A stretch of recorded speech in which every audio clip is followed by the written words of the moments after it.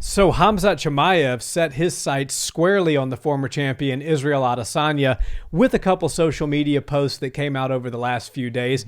Now, Israel came out and rectified the whole 2027 scenario where he told a reporter, a couple months ago that he was going to take a few years off and then come back and said, if you guys believe that, I've got some oceanfront property in Omaha to sell you. Right. I'll be back long before 2027, and I'm actually looking to make my comeback sooner rather than later.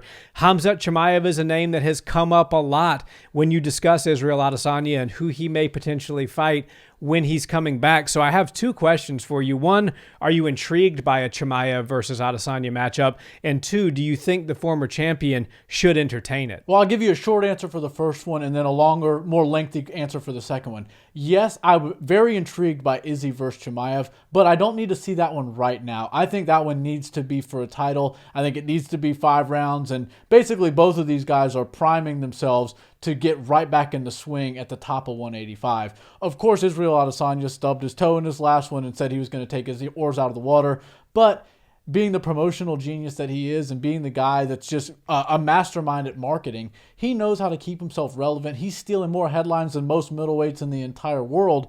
And I think that Chimaev understands that, yeah, I'll shoot my cannonballs off at every single direction, but I'm really going to focus most of my attention on former champions, current champions, and anything that's going to garner attention and get news and get me some news articles. So I really do applaud Chimaev for going after Izzy, and I think that there is a scenario where we could see that fight take place in 2024, but I'm just not really bullish on that. I do think Israel Adesanya has done more than enough for the UFC, more than enough for MMA, to kind of take his oars out of the water and just take a topside view of the field and see what happens at middleweight, see what happens at 205 even, and just wait for basically the chips to fall. He doesn't need to go out there and fight and get back in the back of the line at 185 and just try to win his way back to a UFC title.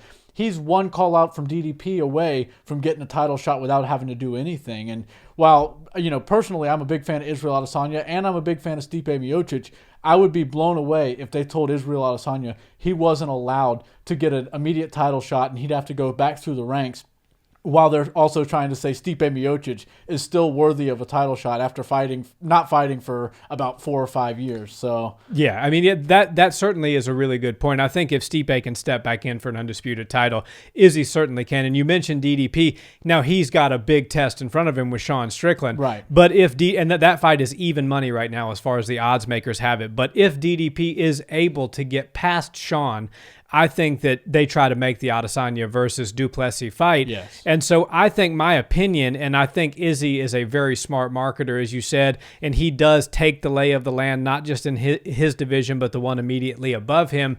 He's not going to make any moves. He's not going to announce any fights, and he's not going to commit to anything until he sees the result of Sean Strickland versus Dricus Duplessis. If Dricus is able to defeat Sean, I think that Izzy's going to, basically point his cannon directly at DDP and say, that's the fight. That's what's going to headline UFC 300. He ran from me in the fall, even though Dricus has his side of the story, and obviously he had some injuries and stuff like that. But the way Izzy's going to spin it, he's going to make it that, hey, this guy didn't want to fight me. He waited till somebody else became the champion. Well, now he's the champion, so he's got nowhere to run.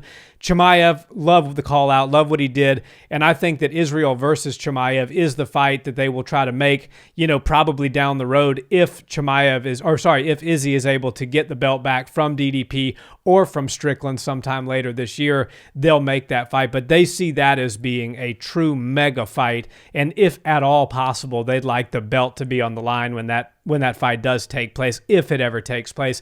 So I think for Izzy, yes, what he should do right now is nothing. He should chill. He's the guy. He's considered to be one of the GOATs of 185. He doesn't do the calling out. Other people call him out, and then he calls his shot. So I think he's right in the right lane. And when Conor McGregor's not fighting, Israel Adesanya is the biggest draw in the sport. So he tends to get what he wants. If he wants this fight, he gets this fight. If he wants that fight, he gets that fight. So it'll be interesting, but I think he does nothing until he sees the result of DDP versus Sean. Yeah, and I don't think Khamzat Chimaev is missing his shot while shooting at Israel Adesanya. Obviously, Izzy's not going to take the bait and just go fight one of the most, scary prospects that the UFC's ever seen, and a guy who is very, very good in a lot of the realms that Israel Adesanya is good at, but not near, Right. at that caliber. The matchup is tough. Yeah, exactly. And while I'm not going to say that Israel Adesanya is afraid of Khamzat Chimaev at all, because he's certainly not. And obviously, if they were to put that fight together right now and the odds came out,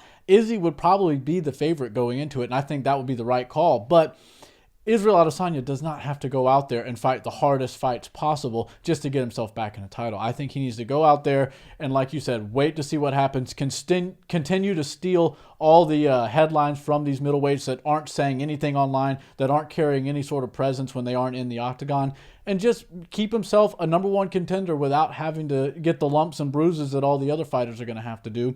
And I think Khamzat Chimaev is doing the right thing by calling out these big names, because eventually he's going to be paired up with them. It's either going to be for a title or a number one contenders matchup. But I do think that Khamzat's next fight does need to be a 5-round fight, because he's obviously got ambitions towards titles, and I think he's going to be a world champion very soon. But we've only seen him in 3-round atmospheres right now, and I think that's a great place for him. I think the pay-per-view feature bout or anything on the pay-per-view main event, main card, is a good place for Khamzat Chimaev. But eventually he's either going to have to take that leap into a 5-round fight that is for a title fight, or they're going to have to move him to a fight night and make him a 5-round headliner. Either way, I'm all for either one of those things happening. I just think there's way more people at middleweight that want to get their hands on Khamzat Chimaev, because they know that's a very big, impressive win for them on their resume and could put them right back in number one contendership. And I don't think Israel Adesanya needs to take that bait. I think he needs to stay on the sidelines and wait to see what happens in January. Yeah, and it's a subject for another video, but I think Khamzat Chimaev should headline the UFC Saudi Arabia card. That's what makes the most sense to me. I mean, there's been some rumor that Sharaput Magomedov is going to headline it, but he's only had one fight in the UFC. That fight went to decision. Yes, he's definitely a star of the future, but I'm not sure he's ready to headline a card in a place like Saudi Arabia that's really pouring a lot of money into sports and athletics right now. That evening, that UFC fight night, feels like it needs a major main event, and the opponent they were proposing for Sharaput is Marvin Vettori, so why not just put Chimaev versus Vettori in March? It's before Ramadan. It allows us to see Chimaev early next year, and then if he wins that fight, especially in a 5-round dominant fashion, or if he's able to get a finish over somebody like the Italian Dream, set him up for a title fight somewhere midway through next year. But for right now, Izzy's doing the right thing, and Hamzat's doing the right thing. I just don't think their paths are going to cross at this moment in time. I agree.